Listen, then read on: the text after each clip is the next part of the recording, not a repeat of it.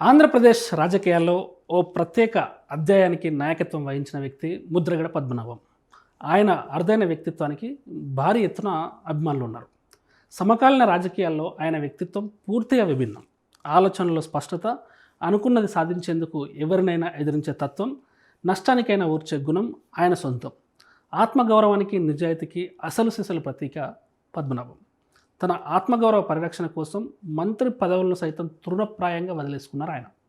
ఉన్నత పదవుల కంటే తాను ఇచ్చిన మాటను నిలబెట్టుకోవడం, తనను నమ్ముకున్న వారి సమస్యల్ని తీర్చడమే పరమావధిగా భావించేవారు. సుమారు 5 దశాబ్దాల సుదీర్ఘ రాజకీయ చరిత్రలో ఆయనపై ఏనాడు నయా పైసా ఆర్థిక ఆరోపణలు రాలేదు. ఏ ఎన్నికల్లోనూ ఆయన ఓటర్లకు మద్యం, డబ్బు పంపిణీ చేయలేదు. ఓటర్లను ప్రలోభాలకు గురి చేయలేదు. ఎన్నికల కోసం సొంత డబ్బులను కూడా ఖర్చు చేయలేదు. రాష్ట్ర వ్యాప్తంగా ఉన్న అభిమానులే ఆయనకు విరాళాలు పంపేవారు. ఎన్నికల అనంతరం తాను అందుకున్న విరాళాలతో పాటు ఎన్నికల కోసం తాను చేసిన ప్రయాణాల వంటి చిన్న చిన్న ఖర్చుల జాబితాలో వాటన్నిటిని యాడ్ చేసి శ్వేతపత్రాన్ని కూడా ప్రకటించేవారు, ఎక్కడెంత ఖర్చు అయిందని. మిగిలిన సొమ్మును తిరిగి విరాళాలు ఇచ్చిన వారికి పంపేసేవారు. ఈ తరహా శ్వేతపత్రాల ప్రకటన విధానం ప్రస్తుతం ఉన్నటువంటి రాజకీయాల్లో దేశంలో ఎక్కడ కూడా మనకు కనిపించదు. ముద్రగడ పద్మనాభం రాజకీయ నాయకుడిగానే కాకుండా కాపు రిజర్వేషన్ల ఉద్యమకారుడిగా కూడా ఆయన ప్రత్యేక స్థానం సంపాదించారు.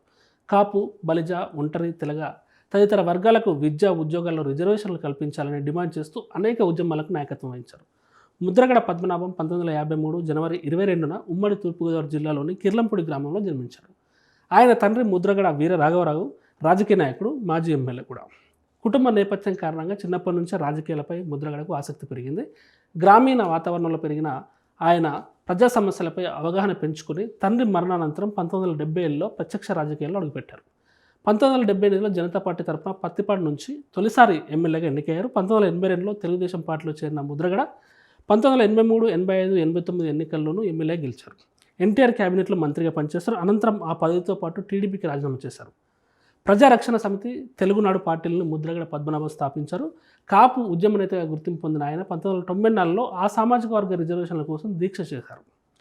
1999లో కాకినాడ లోక్సభ స్థానం నుంచి ఎంపీగా గెలుపొందారు. 2009లో ప్రజారాజ్యం పార్టీలో చేరారు. 2016లో తునిలో కాపు ఐక్య గర్జన సభ నిర్వహించారు. 2016లో తూర్పుగోదావరి జిల్లా తునిలో నిర్వహించిన కాపు గర్జన సభ అనంతరం చోటు చేసుకున్న హింసాత్మక ఘటనలు అప్పట్లో రాష్ట్ర వ్యాప్తంగా చర్చనీయాంశమయ్యాయి. తర్వాత 2024 ఎన్నికలకు ముందు వైసీపీలో చేరారు. మరోవైపు ముద్రగడ పద్మనాభం మృతి పట్ల తెలుగు రాష్ట్రాల సీఎంలు నివాళులర్పించారు. ఆయన మరణ వార్త విచారం కలిగించిందని సీఎం చంద్రబాబు, సీఎం రేవంత్ రెడ్డి తెలిపారు.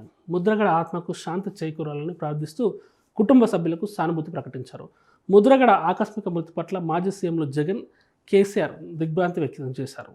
నమ్మిన సిద్ధాంతం కోసం రాజీలేని పోరాటం చేసిన నేత ముద్రగడ అని పేర్కొన్నారు. కాపు వర్గాల అభ్యున్నతికి గొప్ప కృషి చేశారన్నారు. మరోవైపు ముద్రగడ పద్మనాభం మృతి పట్ల ఆంధ్రప్రదేశ్ డిప్యూటీ సీఎం పవన్ కళ్యాణ్ తీవ్ర విచారం వ్యక్తం చేశారు. ఆయన ఆత్మకు శాంతి చేకూరాలని భగవంతుని ప్రార్థిస్తూ కుటుంబ సభ్యులకు ప్రగాఢ సానుభూతి తెలిపారు. ముద్రగడ పద్మనాభం తుది శ్వాస విడిచారనే వార్త తనను తీవ్రంగా కలిచివేసిందన్నారు. ప్రజా జీవితంలో ఆయన చేసిన సేవలను గుర్తు చేసుకుంటూ 1978లో తొలిసారి శాసనసభ్యుడిగా ఎన్నికై ప్రజాసేవను ప్రారంభించిన ముద్రగడ పద్మనాభం 4 సార్లు ఎమ్మెల్యేగా, ఒకసారి కాకినాడ ఎంపీగా ప్రజల ఆశీర్వాదం పొందారని పేర్కొన్నారు.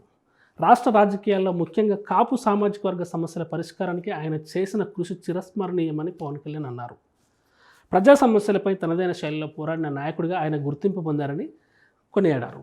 ముద్రగడ పద్మనాభం మరణం రాష్ట్ర రాజకీయాలకు తీరని లోటని పేర్కొన్నారు ఉప ముఖ్యమంత్రి.